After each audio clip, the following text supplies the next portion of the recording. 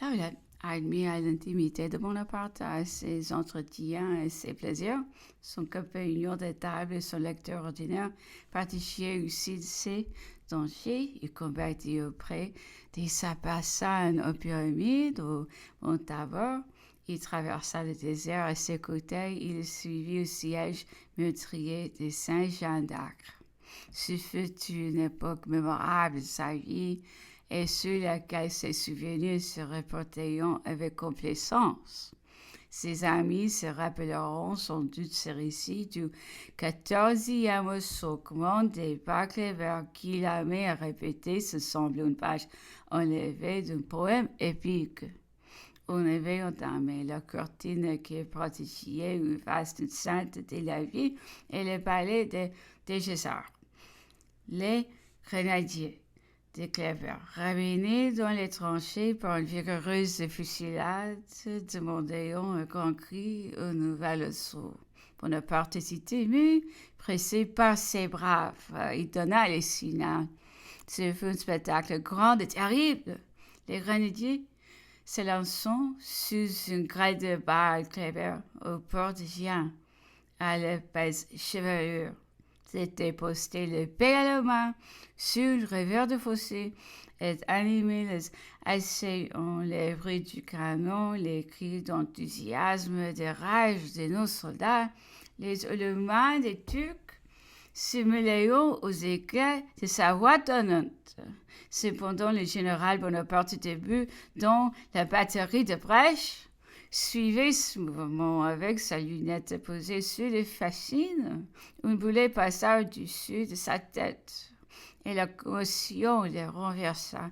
Montpensier, l'engagé, a quitté ce poste périlleux. Il ne reçut pas de réponse au même instant. Une balle vint frapper à mort le jeune malheureux Arrigui. Placé entre le général en chef et la Valette, d'autres furent encore tués. Près de Louis V, il fit un mouvement pour s'éloigner. Tout à coup, la colonne des six chiens s'arrête. Bonaparte se précipite en avant de la batterie. Il vit alors qu'à l'endroit où étaient parvenus les soldats, le fossé vomissait des flammes. Une mitraille épaisse sortait de terre en renversait tout ce qui osait approcher les troupes. S'obstinant pourtant avec une incroyable ardeur, furieux frapper sa cuisse de son épée, mais le général en chef, jugeant l'obstacle insurmontable du geste ordonnant le retraite. Ainsi finit le siège de Saint-Jean d'Acre. Bonaparte ayant quitté la Syrie et ajouté à son immortelle campagne de bulletins d'Aboukir, remis à Cléber.